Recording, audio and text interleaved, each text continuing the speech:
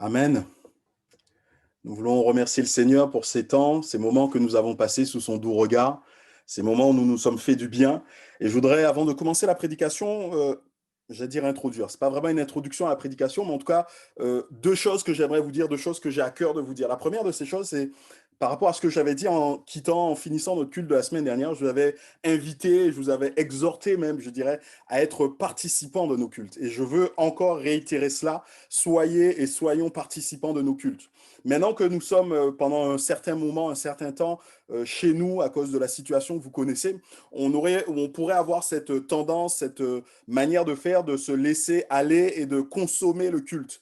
Mais je ne pense pas que ça soit ce que Dieu veut pour nous. Je ne pense pas que ça soit là que Dieu veuille nous conduire. Dieu attend que nous soyons actifs. De toutes les manières, lorsqu'on lit la Bible, lorsqu'on regarde la Bible, lorsque le peuple devait s'approcher de Dieu, ce n'était pas une question de oisiveté ou de passivité, mais le peuple était actif devant Dieu. Et je vous encourage, je vous invite, pendant ces moments que nous allons avoir, pendant nos cultes, en ligne, au travers de Zoom, à être actif, à prendre votre place dans la prière. Peut-être quelqu'un aurait un témoignage à partager. Ben, faites-le moi savoir. Envoyez-moi un message avant et on voit comment on s'arrange. Mais soyons actifs et participants. Le culte, ce n'est pas moi qui le fais, ce n'est pas Zoom qui le contraint, mais le culte, c'est nos cœurs qui s'élèvent vers Dieu et nous voulons, au travers des moyens que nous avons, quels que soient ces moyens, continuer à élever le nom du Seigneur. Donc je vous invite, je vous le redis, je vous exhorte même à être actifs pendant nos cultes et à les vivre pleinement et ne pas simplement les consommer.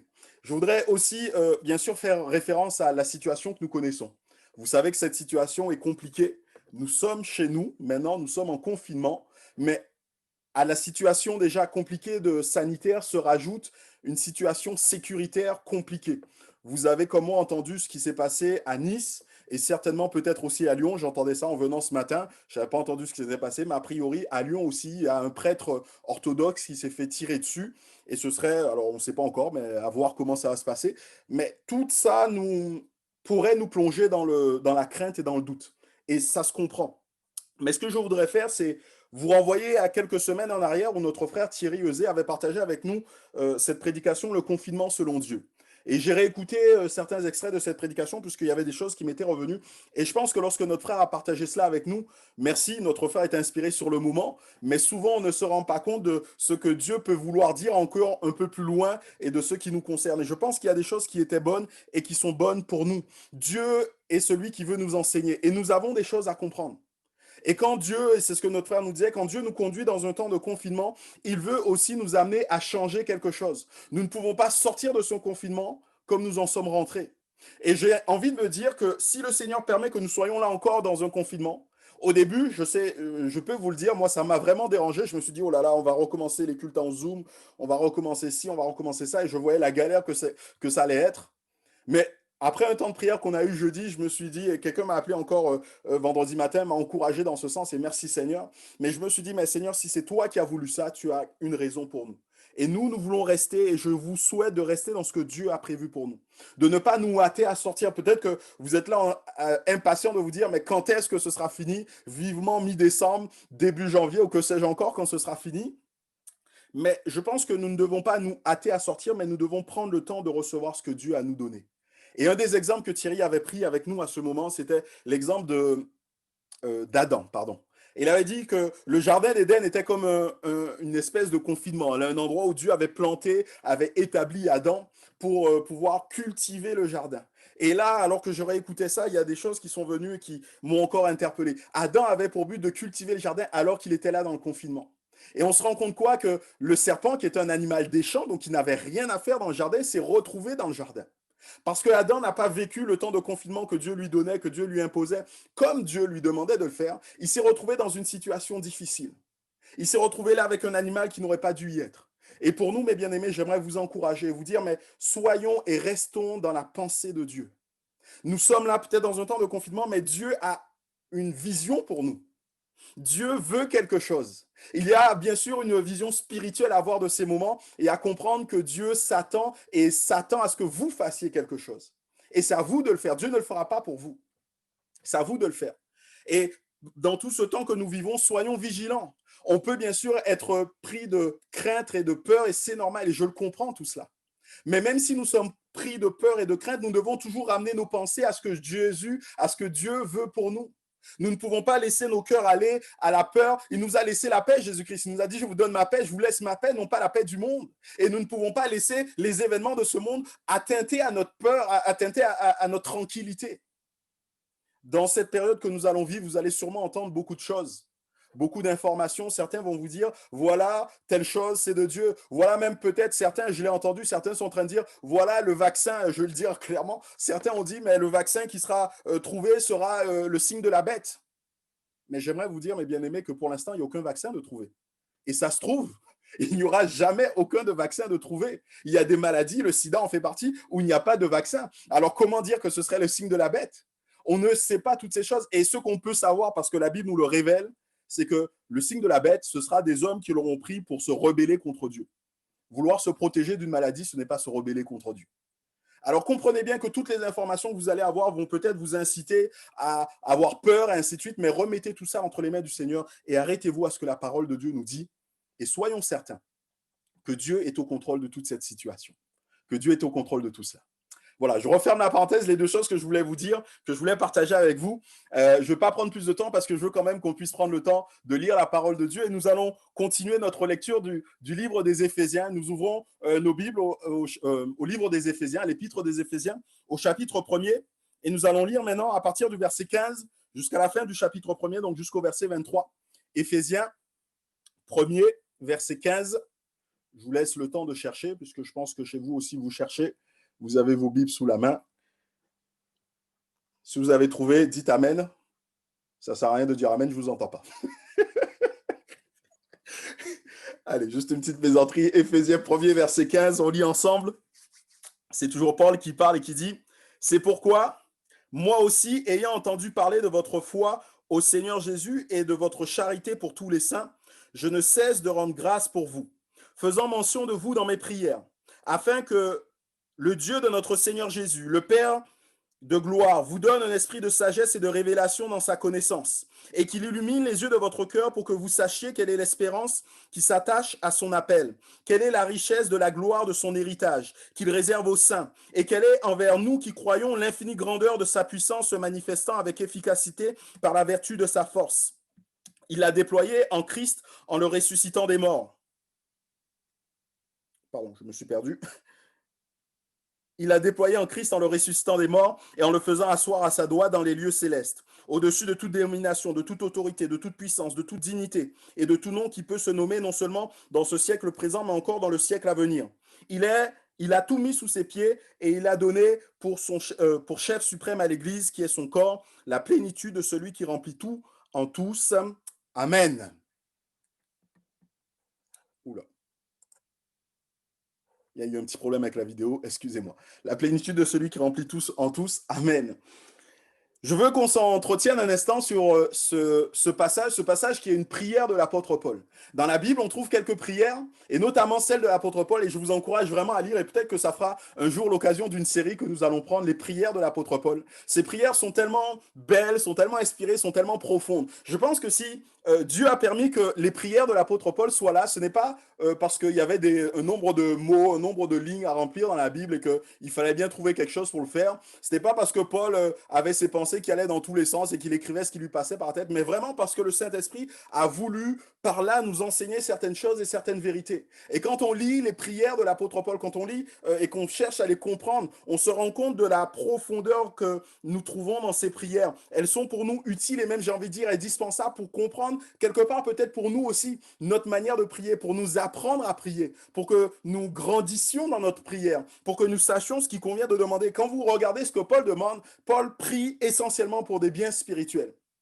Et cela permet la croissance, aussi bien la sienne que celle de ceux qui l'entourent. Et je voudrais qu'on s'arrête un instant sur cette prière de l'apôtre Paul et que nous comprenions ce que cela implique, ce que cela veut dire pour nous. Dans cette prière, si je vous demandais, mais quel est le but de l'apôtre Paul? Qu'est-ce que l'apôtre Paul veut lorsqu'il prie ainsi? Eh bien, on trouve le but de l'apôtre Paul tout simplement au verset 17. Il nous dit « Afin que le Dieu de notre Seigneur Jésus-Christ, le Père de gloire, vous donne un esprit de sagesse et de révélation dans sa connaissance. » Ou alors, d'autres versions donnent, et je pense que c'est une meilleure traduction, pour mieux le connaître. Le but de l'apôtre Paul c'est qu'il veut que Dieu ouvre les yeux du cœur des Éphésiens. Il veut que Dieu illumine le cœur des croyants. Mais pourquoi? Pour qu'ils puissent mieux le connaître, pour qu'ils puissent mieux comprendre et savoir qui est Dieu. C'est là le but profond de sa prière. Et c'est ce qu'il demande à Dieu. Il dit, Seigneur, ouvre nos yeux. Ouvre leurs yeux, illumine leur cœur, donne-leur cet esprit de sagesse, donne-leur cet esprit de connaissance pour qu'ils puissent mieux te connaître, Seigneur. Et quand j'ai dit ça, peut-être que vous allez me dire, mais c'est tout. On pourrait peut-être trouver ça comme quelque chose de banal, quelque chose d'anodin, de se dire, mais Paul prie simplement pour qu'on puisse connaître Dieu. Il n'y a pas autre chose pour lequel il pourrait prier. Il n'y a pas autre chose qui voudrait nous enseigner. Paul, qui est celui qui a de tellement grandes révélations, qui a une tellement grande connaissance de qui est Dieu. Pourquoi est-ce qu'il prie simplement pour qu'on puisse connaître Dieu? Eh bien, mes bien-aimés, j'aimerais vous dire que c'est la chose peut-être la plus importante que nous avons besoin de faire dans notre vie. C'est de connaître Dieu davantage, d'apprendre encore plus qui il est, d'apprendre encore plus comment il agit, d'apprendre encore plus ce qu'il veut faire pour nous, ce qu'il a même déjà fait et comment il continue à faire ces choses pour nous. Mais il nous faut comprendre que quand Paul parle de connaissance, de connaître Dieu, il ne parle pas ici de connaissances académiques, il ne parle même pas ici de connaissances bibliques. Ce sont des choses qui sont bien. Ce sont des choses qui sont utiles. Mais si ça ne reste que des connaissances académiques, si ça ne reste que des connaissances bibliques et qu'elles ne pénètrent pas dans notre cœur, elles sont lettres mortes. Si elles ne restent qu'au niveau de notre intellect, elles ne servent à rien. Dans la Bible, quand il est question de connaître, il n'est pas simplement question d'acquérir des connaissances, d'acquérir du savoir, mais il est bien plus question de s'approprier une vérité et de vivre en conformité avec cette vérité. Je pourrais même prendre un autre exemple, ou plutôt une illustration qui est la manière dont la Bible utilise le mot connaître. Dans la Bible, surtout dans l'Ancien Testament, il est question de connaître, mais quand la Bible utilise ce mot connaître, c'est souvent lorsqu'il est rapport d'un homme et d'une femme, de cette relation d'intimité qu'un homme peut avoir avec son épouse. Dieu dira, la Bible nous dit que Adam connut Ève et Ève enfanta. Il nous est dit que David connut Bathsheba et elle enfanta, et ainsi de suite. Et tout ça pour nous ramener à comprendre que la connaissance n'est pas juste quelque chose d'intellectuel, mais c'est bien plus quelque chose de profond, quelque chose qui concerne tout notre être entier, qui nous implique totalement. Et c'est là que Paul veut nous amener. Paul veut nous dire, connaissez Dieu de cette manière. Et d'ailleurs, Paul va rajouter, il va dire, mais Seigneur, donne-leur l'esprit de sagesse, l'esprit de révélation. Donne-leur cet esprit qui leur permettra encore d'avoir les yeux illuminés. Sagesse dans la Bible, là encore, c'est un mot qui nous fait connaître ou qui nous parle plutôt d'une vérité qui est appliquée à notre vie, non pas simplement une sagesse de la connaissance, mais bien quelque chose qui nous permet de vivre. Et il demande que le Saint-Esprit, l'esprit de sagesse, l'esprit de révélation repose sur nous. Et quand il parle de révélation, il ne parle pas ici de révélation, j'ai envie de dire fantaisiste. Comprenez bien que tout ce qu'on a besoin de savoir et de connaître sur Dieu a déjà été écrit dans la Bible. Tout ce qu'on a besoin de connaître et de savoir sur Dieu existe déjà et on ne pourra rien inventer. Mais la révélation qu'on a besoin, c'est plutôt une illumination, c'est-à-dire comprendre ces choses et pouvoir l'appliquer à nos vies. Et c'est là ce qu'il demande, c'est qu'il y ait cet esprit de sagesse et de révélation. Paul prie pour que les enfants de Dieu croissent dans la connaissance de Dieu. Paul prie pour que vous et moi puissions connaître davantage Dieu parce que croître dans la connaissance est indispensable pour croître dans la sainteté. Nous sommes enfants de Dieu. Et si nous voulons apprendre à connaître Dieu mieux, si nous voulons continuer à grandir dans la sainteté, nous devons connaître Dieu mieux. Plus nous allons connaître Dieu, celui qui est parfait, celui qui est saint, plus nous saurons comment mener notre vie et être saint devant Dieu. Croître dans la connaissance va nous amener à croître dans la sanctification. On a un jour posé cette question à un homme, un commentateur de la Bible. On lui a dit, mais quel est le plus grand besoin de l'Église aujourd'hui? Et cet homme a répondu, la seule chose dont nous avons besoin dans le monde chrétien occidental est une connaissance profonde de Dieu. Nous devons mieux connaître Dieu. Et cet homme de continuer pour expliquer sa réflexion. Il dit, mais toute notre vie chrétienne a un rapport avec le fait de connaître Dieu. Tout ce qu'on peut connaître en tant que chrétien se manifeste dans la connaissance que nous avons de Dieu. Il dira, le début de notre vie, le milieu et la fin de la vie chrétienne consiste à connaître Dieu. Le début, il va citer ce verset, Jean 17, 3, car la vie éternelle, c'est de te connaître, toi le seul vrai Dieu et celui que tu as envoyé. On peut commencer dans la vie chrétienne tout simplement en connaissant Dieu. C'est parce qu'on va connaître Dieu, c'est parce qu'on va comprendre qui il est, c'est parce qu'on va comprendre l'action de Jésus-Christ qu'on peut faire notre entrée dans la vie chrétienne. C'est le début de la vie chrétienne, commence par la connaissance de Dieu. Et là, ici, il ne s'agit pas juste d'avoir des informations, je tiens à le redire. On peut, et beaucoup de personnes ont des informations sur notre président Emmanuel Macron. On pourrait citer beaucoup de choses. On peut savoir qu'il vient de la ville d'Amiens, si je ne me trompe pas. On peut dire que son épouse est plus âgée que lui, que son épouse s'appelle Brigitte, et ainsi de suite. On peut énumérer des choses. Mais est-ce pour autant que l'on connaît? Non, nous ne le connaissons pas. Non, nous ne le connaissons pas. Et Dieu veut que nous le connaissions. Non pas simplement que nous ayons des informations sur lui, mais que nous le connaissions intimement. D'ailleurs, Jésus fera attention à ça, ou plutôt, il mettra en garde certains concernant cela. Il leur dira, mais retirez-vous de moi, je ne vous connais pas. Et pourtant, ces personnes étaient celles qui disaient, mais nous avons fait en ton nom, nous avons dit en ton nom, nous connaissons des choses te concernant. Mais Jésus dira, mais retirez-vous de moi, je ne vous connais pas. Ce qui commence la vie chrétienne, c'est le fait de connaître Jésus. Dans le milieu de la vie chrétienne, il prend cet exemple de Paul qui dit dans Philippiens 3,10, « Mon but est de connaître Jésus-Christ et de le connaître encore plus. » Et il continue en disant, en m'identifiant même à la mort de Jésus-Christ, aux souffrances de Christ.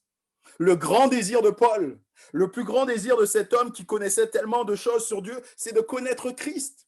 Le grand désir de cet homme qui avait eu des révélations, et quand vous lisez la parole de Dieu, quand vous lisez les épîtres, ce qu'il est capable d'écrire, vous dites, mais il avait une compréhension de Dieu telle. Et pourtant, lui, ce qu'il dit, c'est pas je veux encore comprendre des mystères. Et il avait compris des mystères. Lisez le livre des Romains. Même concernant l'Ancien Testament, il a une manière de lire l'Ancien Testament qui est prodigieuse pour l'appliquer au Nouveau Testament. Tout ça, bien sûr, c'est une révélation de Dieu. Mais cet homme qui était capable d'avoir de si grandes révélations, il dit, mais ce que je veux, c'est le connaître mieux, c'est le connaître davantage. Je ne sais pas si vous vous comparez à Paul, si vous dites que vous êtes peut-être aussi, excusez-moi l'expression, mais capé que Paul, si vous avez autant de connaissances que lui. Mais même si c'était le cas, et j'espère que ce n'est pas le cas parce que je pense que ce serait faire preuve d'arrogance quelque part, mais même si c'était le cas, sachez que même Paul dit ce que je veux, c'est le connaître davantage. Et Paul s'applique à le rechercher. Et Paul s'applique encore à vivre la connaissance de Jésus-Christ. Et il nous dira aussi à la fin, cet homme Carson, pour la fin de notre vie, il prend ce passage de 1 Jean 3, verset 2. Ce que nous serons n'a pas encore été manifesté, mais nous savons que lorsqu'il paraîtra, nous serons semblables à lui, parce que nous le verrons tel qu'il est, ou peut-être nous le reconnaîtrons. Et il nous dit que même la fin de notre vie est en rapport avec connaître Jésus. Parce que nous sommes appelés à être à sa ressemblance. Nous sommes appelés à être comme lui, il est. Nous sommes appelés à être à son image. Et c'est là toute notre vie. Notre vie commence par le fait de connaître Christ. Notre vie chrétienne continue par le fait de connaître Christ. Notre vie chrétienne finit par le fait de connaître Christ. Connaître Dieu. Connaître Dieu davantage. Connaître Dieu encore plus. Paul nous dit, connaissez Dieu. C'est là ce qu'il y a au fond de son cœur. Et quand Paul est en train de dire ça, je pense que ce qu'il a en tête, c'est de nous faire comprendre qu'il veut, premièrement, que nous connaissions Dieu personnellement. En fait, ce que Paul veut nous faire comprendre, c'est qu'il doit y avoir une relation personnelle, interpersonnelle, entre Dieu, une personne divine, et moi, une personne humaine finie. Ce que Paul est en train de nous dire, c'est que nous devons aller et grandir dans le fait d'apprendre à reconnaître la personne même de Dieu. Cela revient à découvrir qui il est. Cela revient à connaître ses sentiments, à connaître ce qui le fait bouger, ce qui l'intéresse. Ça revient aussi à s'ouvrir à lui alors que lui-même s'ouvre à moi. Voilà ce passage que nous trouvons dans Jean au chapitre 10, et c'est Jésus qui est en train de parler au verset 4 et 5. Il dit, lorsqu'il a fait sortir ses brebis, en parlant du bon berger, en parlant de lui-même, il dit, lorsqu'il a fait sortir toutes ses brebis, il marche devant elles et les brebis le suivent parce qu'elles connaissent sa voix. Elles ne suivent point un étranger, mais elles fuiront loin de lui parce qu'elles ne connaissent pas la voix des étrangers. Et au verset 14, il dit, je connais mes brebis et elles me connaissent. Il y a ici cette relation interpersonnelle. Je connais Dieu et Dieu me connaît. Je m'ouvre à lui, il s'est ouvert à moi. On peut partager, je peux me présenter devant lui, je peux le connaître. Mais Paul veut aussi nous faire comprendre que connaître Dieu, c'est une question d'implication personnelle totale. On ne peut pas connaître Dieu si on ne se donne pas tout entier pour connaître Dieu. Je veux impliquer toute ma personne, mon esprit, ma volonté, mes sentiments. Quand on connaît Dieu, le croyant est celui qui va se réjouir quand son Dieu sera honoré. Le croyant est celui qui va se réjouir quand son Dieu sera mis à l'honneur. Mais il sera aussi celui qui va ressentir toute la détresse et peut-être même la colère lorsque son Dieu sera bafoué.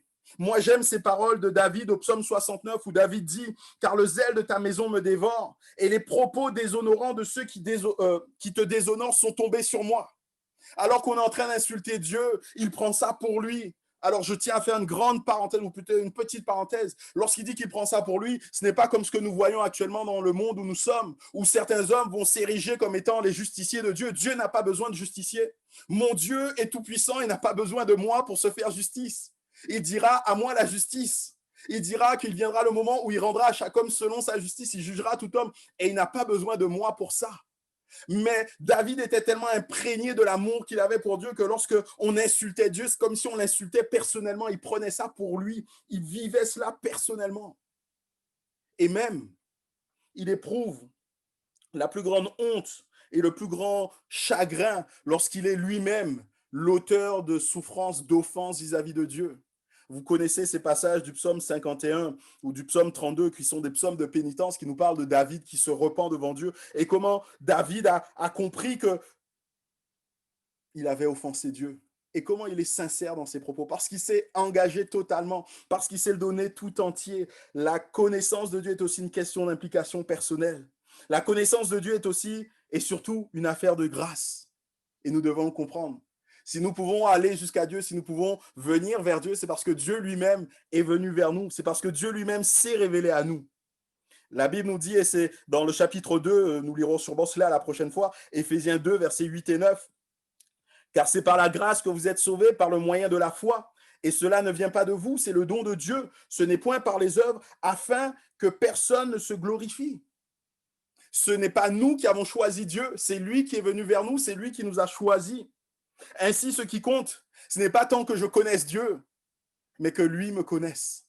Et parce qu'il me connaît, je peux le connaître. Nous aimons et nous sommes capables d'aimer parce que lui nous a aimé le premier, nous dit Jean. Et c'est comme ça que les choses fonctionnent pour nous. Nous devons encore en être conscients. Connaître Dieu. Il nous faut connaître Dieu, mais pour connaître Dieu, j'ai envie de dire, il nous faut peut-être connaître sa passion. Je ne sais pas si ça vous est arrivé de discuter avec certaines personnes et de prime abord, elles vous paraissent complètement amorphes, sans énergie. Elles vous paraissent ne pas avoir d'entrain ou d'envie pour quoi que ce soit. Et dès que vous arrivez à parler d'une chose qui les passionne, d'une chose qu'ils aiment énormément, là, vous avez l'impression d'avoir affaire à une autre personne. Elle change complètement, le visage s'illumine, la personne commence à bouger, à être active, et ainsi de suite. Et là, vous sentez que là, c'est la passion de cette personne. Et la personne pourrait vous en parler des heures et des heures et des heures. Et ce n'est plus du tout la même personne. Et là, quand vous êtes en train de parler à cette personne de cette manière, vous comprenez qui elle est vraiment.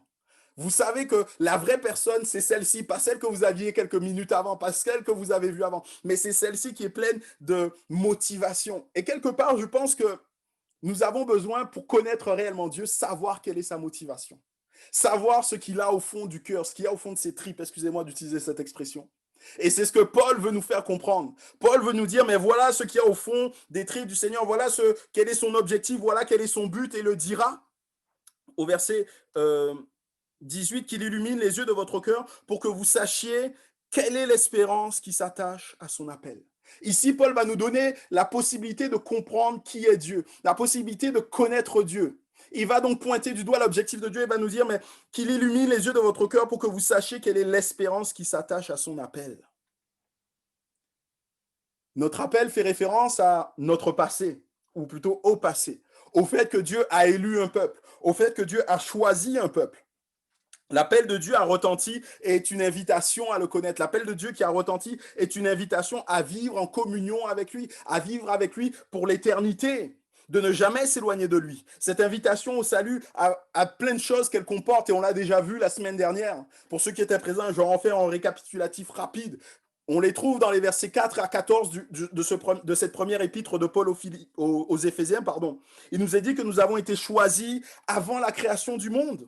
Ce n'est pas nous qui avons choisi Dieu, c'est lui qui nous a choisis.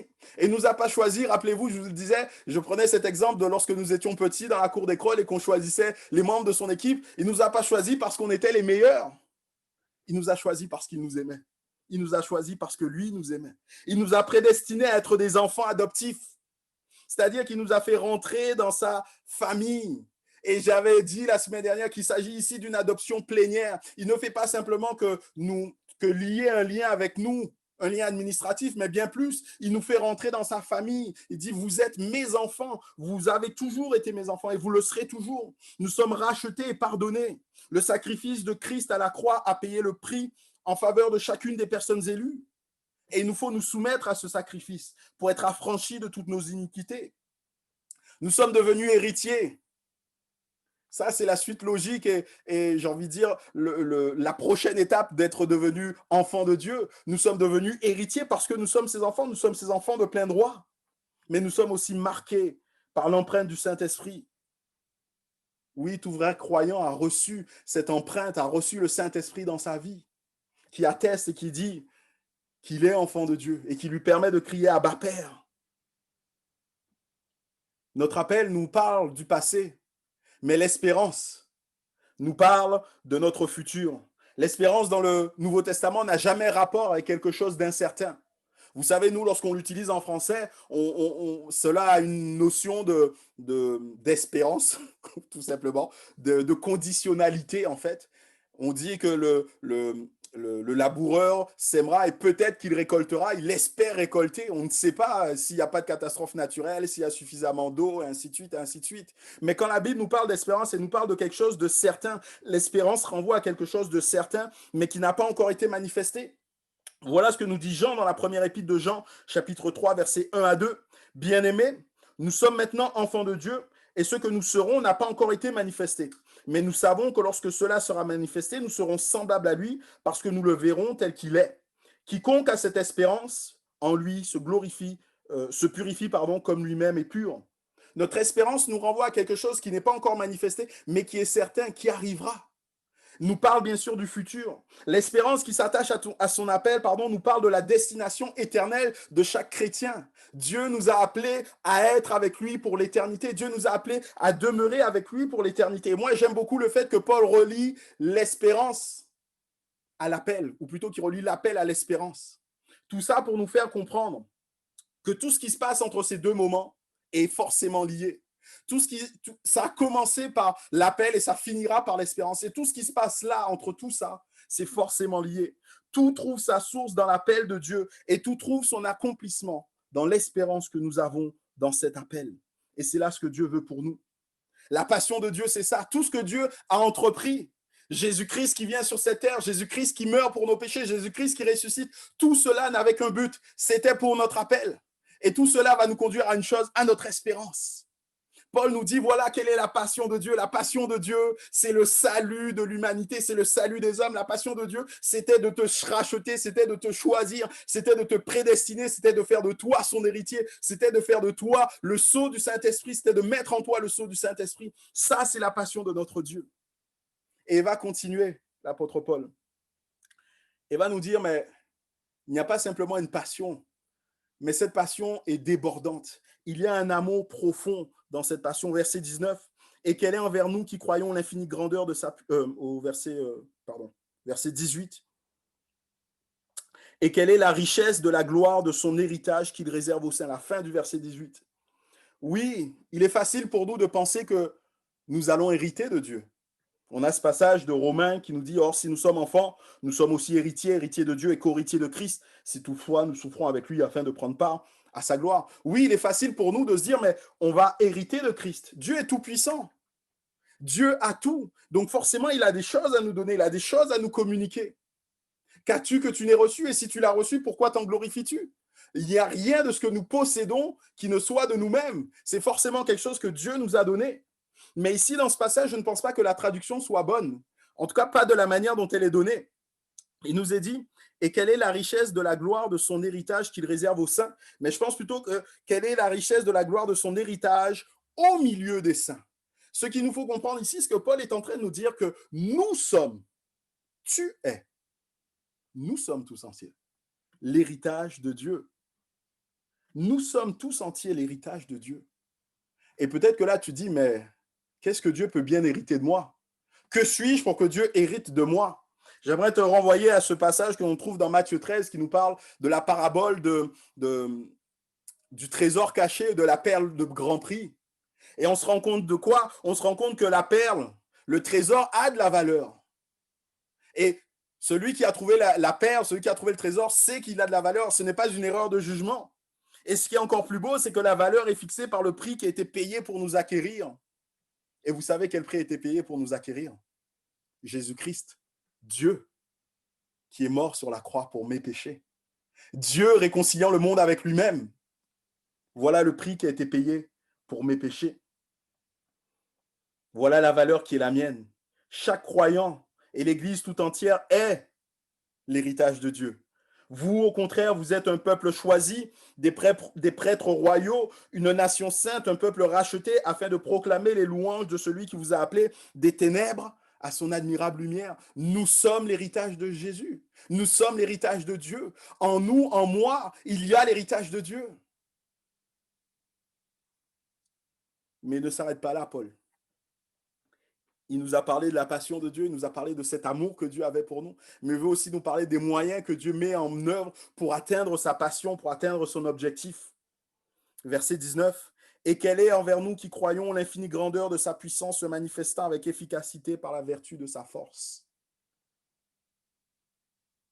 J'aime ce passage et quand je lis ce verset, à chaque fois, je me dis, waouh, mais Paul, comment comprendre tout ce que tu es en train de dire? Il utilise des mots, il les met les uns à côté des autres et ça donne l'impression de grandir et d'agrandir encore. Infinie puissance, vertu, efficacité, vertu de sa force. Tout ça nous donne vraiment la possibilité de comprendre que Dieu que Paul veut nous faire comprendre que Dieu met en œuvre des choses pour nous. Vous le savez, il y a des personnes qui ont des passions et qui sont prêtes à des folies pour ces passions, à dépenser tout ce qu'elles ont, à faire des actions irréfléchies, à faire des actions dangereuses, ne serait-ce que pour accomplir le rêve. Et quelque part, Paul nous dit ici, mais réalisez que Dieu est celui qui a tout fait, tout fait, tout fait pour atteindre son but. Quelle est envers nous qui croyons l'infinie grandeur de sa puissance se manifestant avec efficacité par la vertu de sa force? Il l'a déployé en Christ en le ressuscitant des morts, en le faisant asseoir à sa droite dans les lieux célestes au-dessus de toute domination, de toute autorité, de tout nom qui peut se nommer, non seulement dans le siècle présent, mais encore dans les siècles à venir. Il a tout mis sous ses pieds, l'a donné pour chef suprême à l'Église, qui est son corps, la plénitude de Christ qui remplit tout en tous.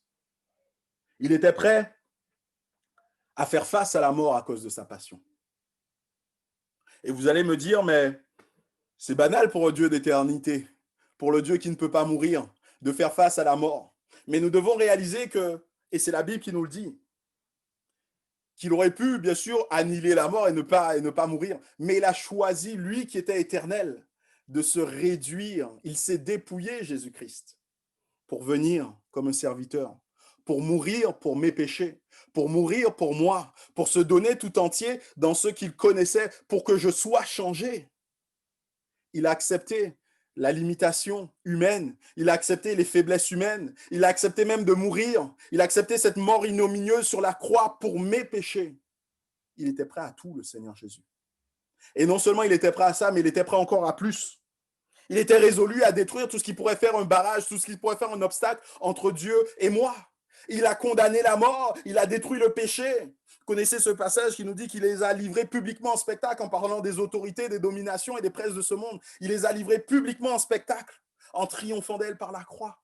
Il était prêt à aller jusque-là et Dieu lui a tout remis, Dieu a tout mis sous ses pieds. Il a la domination sur toute chose. Et réalisons que toute cette débauche d'énergie, toute cette débauche de puissance est aussi à la disposition des croyants. Elle est aussi pour nous. Elle est aussi là dans nos cœurs. Parce que Dieu veut qu'on le connaisse. Je terminerai. Je ne sais pas combien de temps là, j'ai perdu l'habitude de ne plus prêcher, de ne plus avoir de retour devant moi. Je ne sais pas depuis combien de temps je suis en train de prêcher. J'espère que ce n'est pas trop long. Pardonnez-moi si j'étais trop long. Mais connaître Dieu est la chose la plus importante pour nous chrétiens. pour notre vie, pour votre vie de chrétien. C'est la chose la plus importante. En tant qu'enfant de Dieu, il nous faut connaître notre Père. Il nous faut avoir une relation personnelle avec lui. Il nous faut un engagement total, il nous faut un engagement complet. Il faut que j'accepte de m'ouvrir totalement à lui, tout comme lui s'est ouvert totalement à moi. Il faut que je sois conscient que c'est par amour que je m'approche de Dieu et pas autrement. Enfin, la Bible nous dit, ce passage que j'ai cité tout à l'heure, Jean 17,3, la vie éternelle, c'est de te connaître, toi le seul vrai Dieu et celui que tu as envoyé, Jésus-Christ. Nous avons besoin de connaître Jésus-Christ. Nous avons besoin de réaliser qu'en lui, nous avons tout pleinement. Vous vous souvenez, je vous ai dit que dans cette épître de Christ, d'Éphésiens, on pourrait la résumer par en Christ. En Christ, Paul nous dit, et c'était ce que nous avons vu la semaine dernière, nous avons toutes les bénédictions dans les lieux célestes. En Christ, nous avons toutes ces bénédictions. Mais ce qu'il est en train de nous dire ici maintenant, c'est qu'en Christ, nous avons la possibilité de connaître pleinement Dieu. Parce qu'il est celui qui nous a sauvés à cause de l'appel et de l'espérance que nous avons. Parce qu'il est celui qui nous permet de comprendre l'amour de Dieu. Car Dieu a tant aimé le monde qu'il a donné Jésus-Christ, son Fils. Il est celui au travers duquel nous réalisons la puissance par laquelle Dieu s'est révélé encore à nous. Et cette puissance agit encore dans nos cœurs. Et ce que je voudrais tout simplement pour nous, bien-aimés, ce matin, c'est que nous réalisions et que nous apprenions encore plus qui est Dieu. On pourrait prier, s'il vous plaît. Seigneur, merci encore pour ta parole. Merci encore pour ce que nous avons pu apprendre, Seigneur. Et nous voulons apprendre à te connaître encore plus. Nous voulons encore apprendre à te connaître davantage. Je te prie pour que nous ne cessions jamais de chercher à te connaître. Pardon, Seigneur, pour la suffisance que nous avons peut-être eue. Si certains, Seigneur, se disaient qu'ils te connaissaient suffisamment ou que ce dont ils avaient besoin, c'est d'apprendre à connaître des mystères qui ne... Non, Seigneur, nous ne voulons pas toutes ces choses. Nous voulons te connaître, toi. Nous voulons connaître ta passion, la manière dont tu nous as aimés, la manière dont tu nous as élus, dont tu nous as prédestinés, la manière dont tu nous as scellés du Saint-Esprit. Nous voulons, Seigneur, encore apprendre à connaître cet amour que tu as manifesté pour nous, cet amour qui t'a conduit à te dépouiller, à envoyer Jésus-Christ ton Fils, à être en Jésus-Christ pour te réconcilier avec nous, Seigneur. Nous voulons encore, Seigneur, connaître la puissance que tu déploies dans nos cœurs et réaliser que tout cela, tu le fais encore par amour. Nous voulons te connaître davantage, Seigneur. Donne-nous d'entrer dans cette relation personnelle, intime et pleine d'amour avec toi. Que chacun de mes bien-aimés, Seigneur, soit au bénéfice de cela et que seul ton nom soit glorifié, Jésus. Amen. Alléluia.